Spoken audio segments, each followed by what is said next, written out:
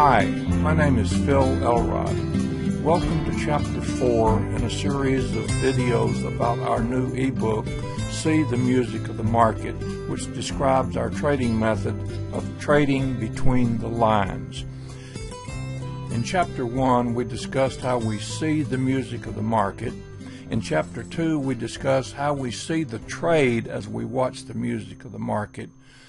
Chapter 3, we covered the technical trading tools that are available to us in helping to identify a potentially profitable trade. And in this chapter, we're going to discuss the logic that we apply using those technical tools to identify those most likely profitable trades. But first, I just have to get on my soapbox and make a couple of points that are very, very important, at least from my perspective. The first subject is work. Trading involves work. It is possible to have fun and it is possible to make money, but it is not easy.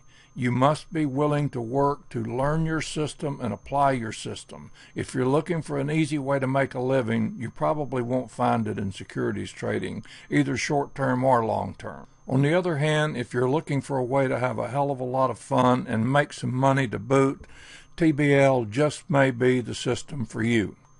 The second topic is probability. Everything we do in trading is based on probabilities. There are very few certainties available to the trader. All of our decisions are based on trying to assess the best probability of a profitable trade. No matter how good we are, and no matter how probable the profit may be in any given trade, there is still a possibility of a loss. So learn to live in a world of probabilities, and it'll make you a better trader. We begin our analysis by first looking at the trend.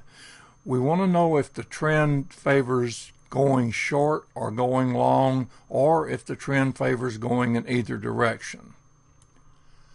The screen shows the workspace for the E-mini futures contract. We have just completed creating our workspace for the E-mini for the coming week by adding our support and resistance lines. Our primary intraday chart shows a downward trend, not a strong downward trend, and one that's moving up and down. So it favors trading either direction. The second thing we want to do on the primary intraday chart is determine the distance between the SRVs. The SRV at the very top of this chart is 17 ticks difference between it and the one below it. Obviously, from there to the one on down is even greater distance, and likewise for the one below that one. So we would be able to trade off of any one of these SRVs. In trading the E-mini, we accept a maximum risk of 6 ticks. Therefore, our minimum trade has to be 12 ticks, and in order to get 12 ticks, we only need 14 ticks. We next turn our attention to our secondary intraday chart, which is the one that we will use for constructing our trades during the coming week. We notice that the trend has wobbled up and down and that price is stuck right in the middle. So once again, we're watching to trade in either direction. We're all ready to trade come Monday morning. We know that we're looking to trade in either direction, so at about 6:30 in the morning, which is the beginning of our usual workday, we will be watching the market to see price approach one of these SRVs and to make a determination whether we're interested in doing a short trade, a long trade, or no trade at all. Tomorrow morning, we will start watching the right edge of the chart. We call that the trading edge for a TBL trade setup. What we'll be looking for is market that is heavily overbought or oversold as indicated by the stochastics complex. Price will be approaching an SRV, and that SRV should be near a Bollinger Band. The MACD histogram should indicate a possible price reversal. The RMI should show a 2-bar change of direction, and range to the target SRV must be at least the minimum movement value to justify the trade.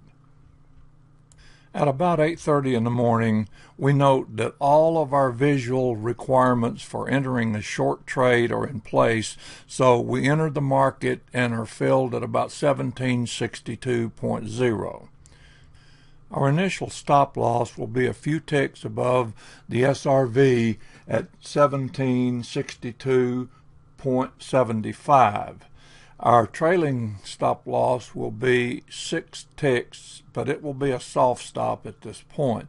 We begin watching the market in real time. Our initial target for this trade is the SRV at 156.50, and perhaps even the one below that if we were to get lucky. However, to get to our target price, much less the SRV below the target SRV, we've got to break through the middle Bollinger Band. We consider the Bollinger Bands to be of equal strength to an SRV.